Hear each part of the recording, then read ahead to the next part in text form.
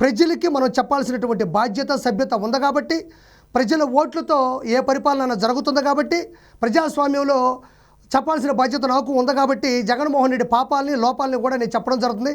నా దగ్గర జగన్ అవినీతి వల్ల విద్యుత్ భారాలు ఎన్ని కోట్ల రూపాయలు ఉందో కూడా నేను చూపించాలి. నా దగ్గర ఆధారాలతో కూడా ఉంది. ఒకసారి చూడండి.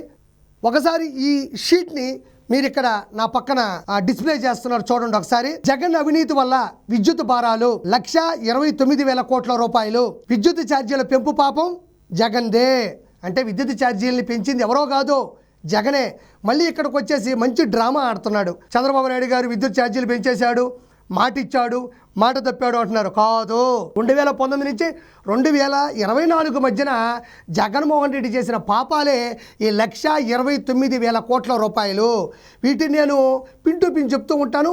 ఇక్కడ డిస్ప్లే అయింది చూడండి, ఒక్కోదాన్ని జాగ్రత్తగా పరిశీలించండి. దీనికి ఆధారాలు కూడా ఉన్నాయి, జాగ్రత్త. ఒకటి, జగన్ అవినీతి అసమర్థతతో జరిగిన నష్టం 2019 నుంచి 2024 మధ్యన మొత్తం కోట్ల రూపాయల్లో ఈ రైట్ సైడ్ కూడా చెప్పడం జరుగుతుంది, చూడండి. ఒకటి, వినియోగదారులపై విద్యుత్ ఛార్జీల భారం 32,166 కోట్ల రూపాయలు. విద్యుత్ సంస్థలపై పెరిగిన అప్పులు 49,596 కోట్ల రూపాయలు. ఇవి రెండు కలిపితే 81,768 కోట్ల రూపాయలు కూడా ఇది జరగడం జరిగింది. దాని తర్వాత జగన్ అవినీతి అసమర్థతతో జరిగిన నష్టం 2019 నుంచి 2024 మధ్యన కోట్ల రూపాయలు కూడా చూడండి, పట్టికలో ఉంది. ఒకటి, VTPS కృష్ణపట్నం థర్మల్ ప్లాంట్ల ఏర్పాటులో జాప్యంతో నష్టం 12,818 కోట్ల రూపాయలు. 12,818 కోట్ల రూపాయలు. రెండు, పోలవరం హైడ్రో ఎలక్ట్రిక్ ప్రాజెక్టు జాప్యంతో నష్టం 4,737 కోట్ల రూపాయలు. తర్వాత స్వల్పకాలిక విద్యుత్తు కొనుగోళ్లతో నష్టం 2,691 కోట్ల రూపాయలు. ఏడాదికి 7,000 మెగావాట్ల సోలార్ పవర్ నష్టం 385 కోట్ల రూపాయలు. అప్పులపై వడ్డీ భారం 10,892 కోట్ల రూపాయలు.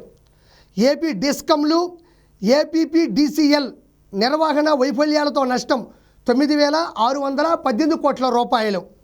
తర్వాత జెన్కో ప్లాంట్లలో విద్యుత్ ఉత్పత్తి తగ్గించడం వల్ల నష్టం 3,135 కోట్ల రూపాయలు. ఓవరాల్గా ఇవి రెండు కలిపితే, ఇది సెకండ్ కలిపితే 47,741 కోట్ల రూపాయలు. పైది రెండు కలిపితే 81,765 కోట్లు, 47,741 కోట్లు కలిపితే గ్రాండ్ టోటల్ వచ్చి 1,29,503 కోట్ల రూపాయలు.